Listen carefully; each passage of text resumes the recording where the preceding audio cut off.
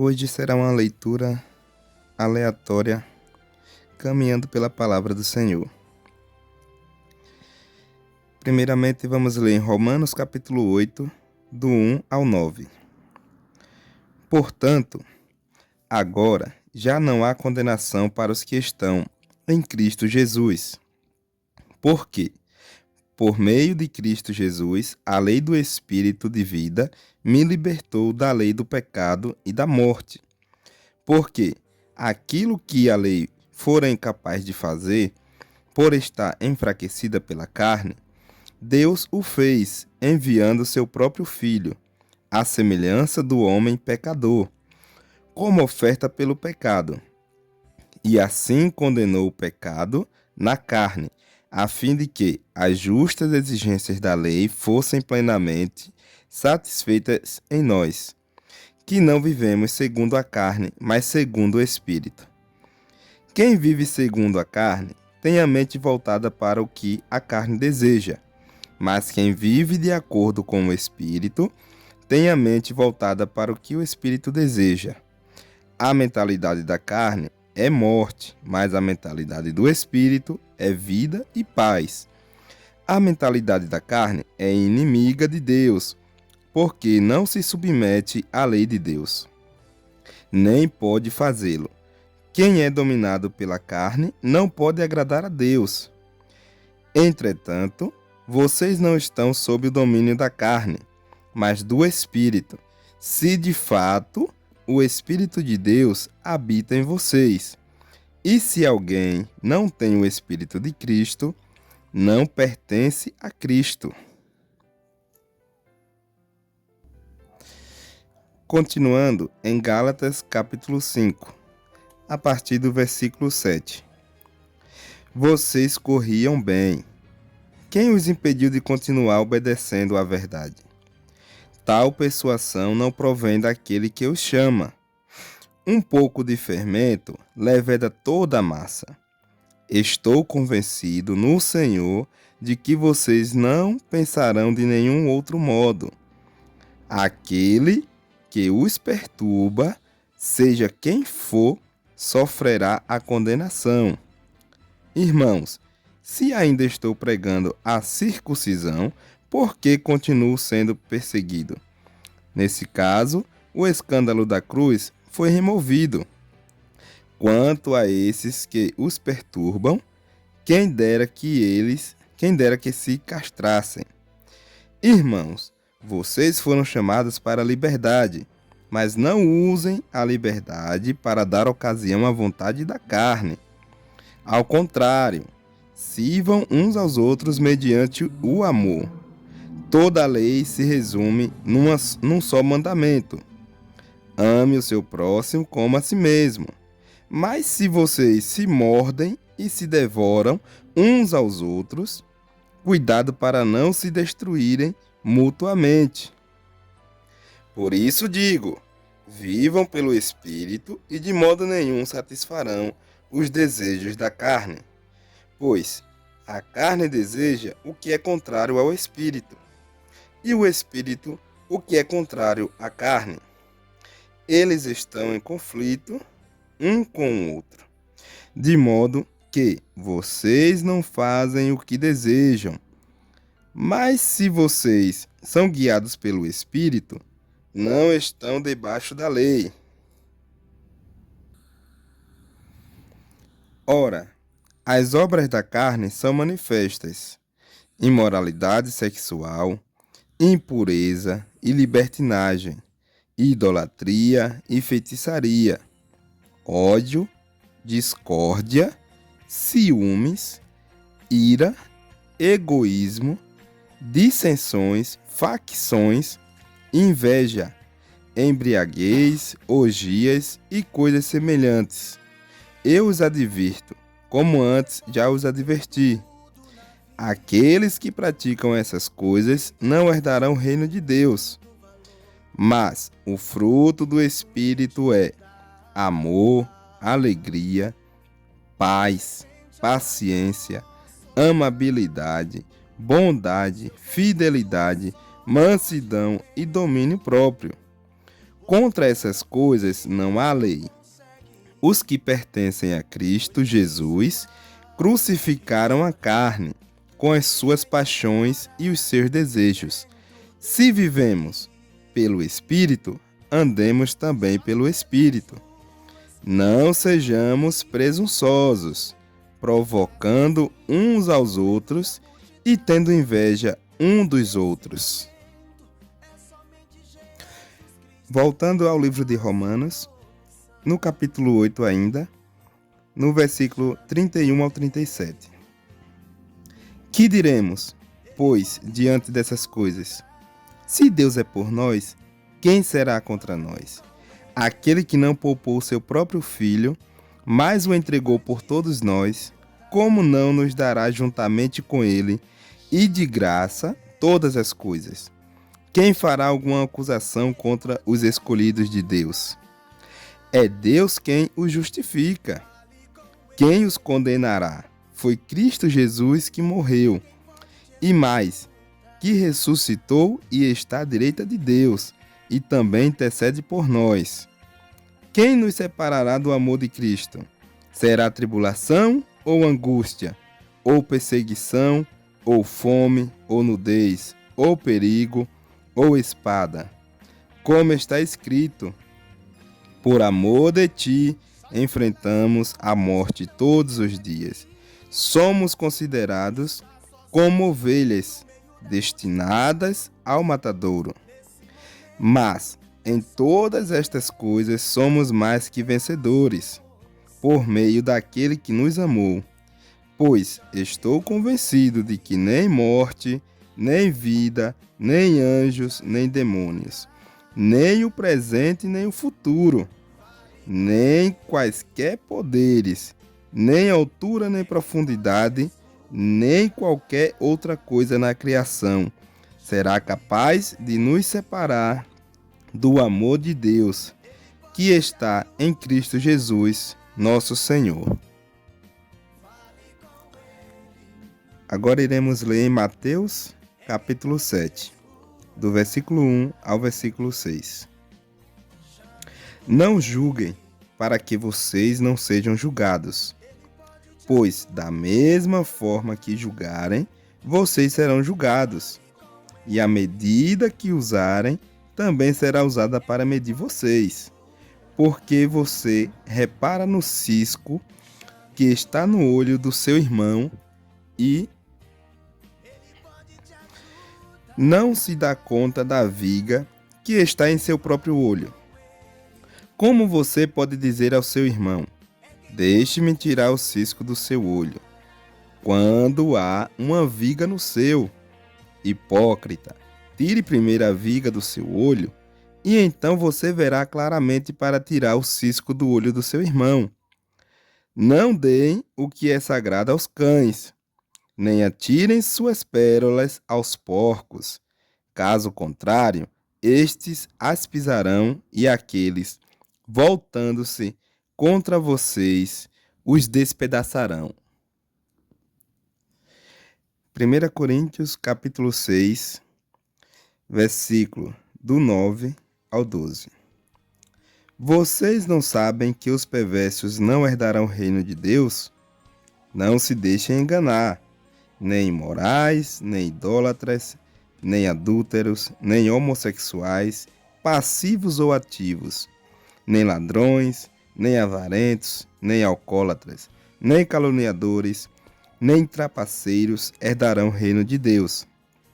Assim foram alguns de vocês, mas vocês foram lavados, foram santificados, foram justificados no nome do Senhor Jesus Cristo e no Espírito de nosso Deus.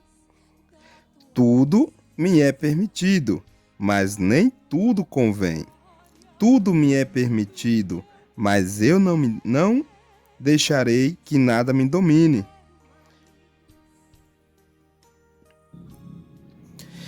Hebreus capítulo 12, versículo do 1 ao 15. Portanto, também nós, uma vez que estamos rodeados por tão grande nuvem de testemunhas, livremo-nos de tudo o que nos atrapalha e do pecado que nos envolve, e corramos com perseverança a corrida que nos é proposta, tendo os olhos fitos em Jesus, autor e consumador da nossa fé. Ele, pela alegria que lhe fora proposta, suportou a cruz, desprezando a vergonha, e assentou-se à direita do trono de Deus. Pensem bem naquele que suportou tal oposição dos pecadores contra si mesmo, para que vocês não se cansem nem desaminem.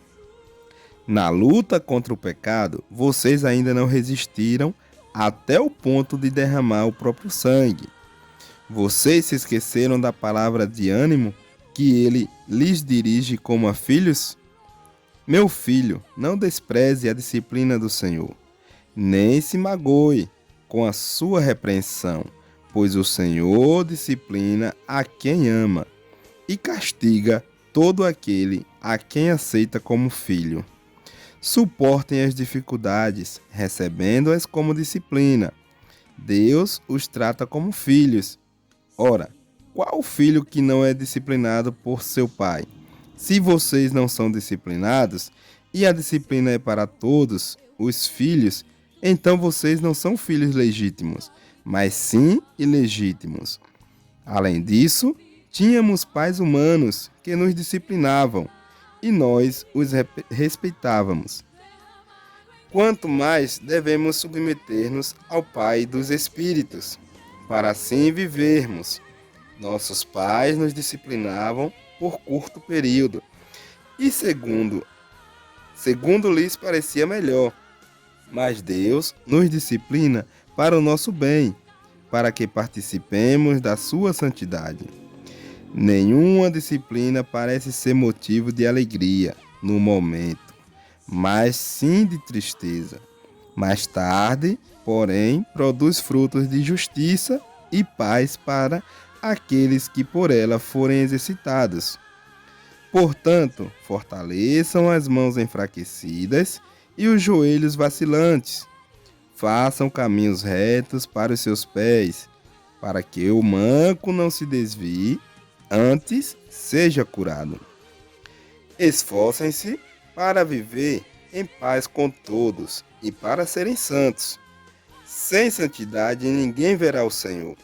Cuidem que ninguém se exclua da graça de Deus, que nenhuma raiz de amargura brote e cause perturbação, contaminando muitos. Primeira carta de João, capítulo 2, do versículo 1 ao 12. Meus filhinhos, escrevo-lhes estas coisas para que vocês não pequem. Se, porém, alguém pecar, temos um intercessor junto ao Pai, Jesus Cristo, o justo. Ele é a propiciação pelos nossos pecados, e não somente pelos nossos, mas também pelos pecados de todo o mundo. Sabemos que o conhecemos se obedecemos aos seus mandamentos. Aquele que diz, eu conheço, mas não obedece aos seus mandamentos, é mentiroso, e a verdade não está nele. Mas, se alguém obedece à sua palavra, nele verdadeiramente o amor de Deus está aperfeiçoado. Desta forma, sabemos que estamos nele. Aquele que afirma que permanece nele, deve andar como ele andou. Amados, não lhes escrevo um mandamento novo, mas um mandamento antigo, que vocês têm desde o princípio. A mensagem que ouviram. No entanto, o que lhes escrevo é um mandamento novo, o qual é verdadeiro nele e em vocês, pois as trevas estão se dissipando e já brilha a verdadeira luz. Quem afirma estar na luz, mas odeia seu irmão, continua nas trevas. Quem ama seu irmão permanece na luz, e nele não há causa de tropeço. Mas quem odeia seu irmão está nas trevas e anda nas trevas. Não sabe para onde vai, porque as trevas o cegaram. Filhinhos, eu lhes escrevo, porque os seus pecados foram perdoados, graças ao nome de Jesus. Ainda na primeira carta de João, no capítulo 4, vamos ler o primeiro versículo. Amados, não creiam em qualquer espírito, mas examinem os espíritos para ver se eles procedem de Deus, porque muitos falsos profetas têm saído pelo mundo. Livro de Provérbios, capítulo 8, a partir do versículo 32. Ouçam-me agora, meus filhos, como são felizes os que guardam os meus caminhos. Ouçam a minha instrução e serão sábios. Não a desprezem. Como é feliz o homem que me ouve, vigiando diariamente a minha porta, esperando junto às portas da minha casa, pois todo aquele que me encontra, encontra a vida e recebe o favor do Senhor. Mas aquele que de mim se afasta, a si mesmo se agride. Todos os que me odeiam amam a morte. Provérbios capítulo 2, do versículo 1 ao 14. Meu filho, se você aceitar as minhas palavras e guardar no coração os meus mandamentos, se der ouvidos à sabedoria e inclinar o coração para o discernimento, se clamar por entendimento e por discernimento gritar bem alto, se procurar sabedoria como se procura prata e buscá-la como quem busca um tesouro escondido, então você entenderá o que é temer o Senhor e achará o conhecimento de Deus, pois o Senhor é quem dá a sabedoria. De sua boca procedem o conhecimento e o discernimento. Ele reserva a sensatez para o justo, como um escudo. Protege quem anda com integridade, pois guarda a vereda do justo e protege o caminho de seus fiéis. Então você entenderá o que é justo, direito e certo, e aprenderá os caminhos do bem, pois a sabedoria entrará em seu coração, e o conhecimento será agradável à sua alma. O bom senso o guardará, e o discernimento o protegerá. A sabedoria o livrará do caminho dos maus, dos homens de palavras perversas, que abandonam as veredas retas para andarem por caminhos de trevas. Têm prazer em fazer o mal, exultam com a maldade dos perversos. Leu 15 também. Andam por veredas tortuosas e no caminho se extraviam.